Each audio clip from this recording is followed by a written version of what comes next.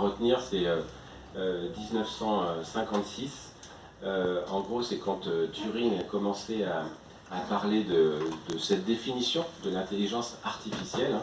Alors, je vais peut-être faire tout de suite un focus. Quand on dit intelligence artificielle en France, il y a le mot artificiel, on a l'impression que c'est une forme d'intelligence qui va, pour faire simple, prendre notre travail. La définition américaine, elle n'est pas du tout basée là-dessus, elle est basée sur la donnée, sur la data. Je vous passe les agences de renseignement aux États-Unis. Vous comprenez que la partie information, etc., c'est vraiment l'analyse de la donnée. Alors que nous, voilà, on se focalise sur ce mot intelligence qui reproduit les faits humains. Donc déjà les définitions diffèrent dans les années 50. Dans les années 2000, on voit que c'est le développement en gros des systèmes experts. Il y a de l'investissement. L'investissement réduit, vous remarquerez qu'il n'y a rien entre 2000 et 2010, ou très peu. Alors il y en a eu, parce qu'il y a l'événement de Siri, par exemple, sur les iPhones, avec le lancement de toute la téléphonie. En gros, le personal computer devient un téléphone personnel. Vous avez en gros la puissance de votre ordinateur dans la poche. On peut commencer à discuter avec cette première forme d'intelligence artificielle Siri. Vous utilisez, en général je pose la question, qui se sert de l'intelligence artificielle? Levez la main. Ouais, c'est ça. Et il y a un an, en gros, quand je posais la même question, j'avais 2 personnes, et je leur disais, mais vous n'êtes pas venu avec Waze ou avec Bonjour RATP? Et les gens disaient, bah si, c'est déjà de l'intelligence artificielle, puisque vous avez tapé un texte, une adresse, et vous voyez que vous avez un guidage par le son, la vidéo, et voilà.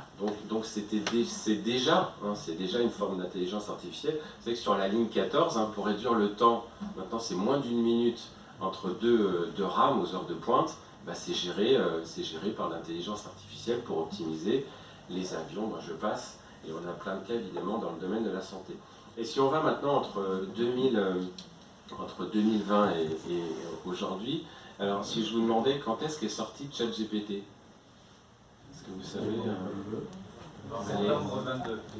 Et voilà, et ça c'est la version 3.5 qui est sortie en septembre 2022, réellement ChatGPT. En 2015. Ouais, c'est ça, en gros, on ne sait pas si c'est on va dire que c'est entre 2015 et 2018.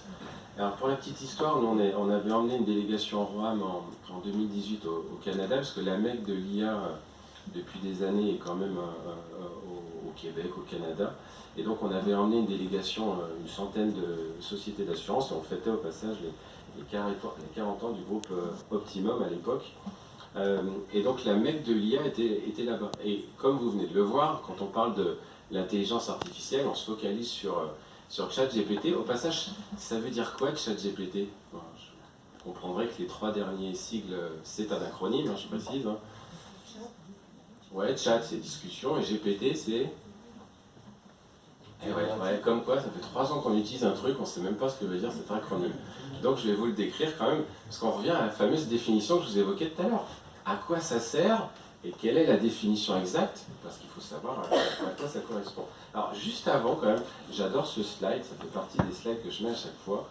Je le trouve trop bien. C'est juste de comprendre, là je vous ai dit 70 ans, mais c'est faux. Et réellement, ça fait plus de 400 ans que ça existe. En fin de compte, dis-moi, pourquoi on aboutit à ça? C'est parce que c'est de la mécanisation du calcul. Et ce que vous avez en bas à droite, pour ceux qui connaissent, alors c'est pas la taille réelle, parce qu'elle est 10 fois plus petite ou 100 fois plus petite, c'est la puce NVIDIA. Et vous savez que la première, si on dit est-ce que l'IA va fonctionner encore ou pas, il faut juste savoir, vous connaissez la première capitalisation boursière mondiale? C'est celle-là, c'est NVIDIA. C'est pas Apple, Amazon, Facebook, etc. Au passage, Apple, grosse catastrophe. Il y a des mois qui nous annoncent une IA chez Apple, et ils n'y arrivent pas. Et ça, c'est un vrai souci. J'écoutais encore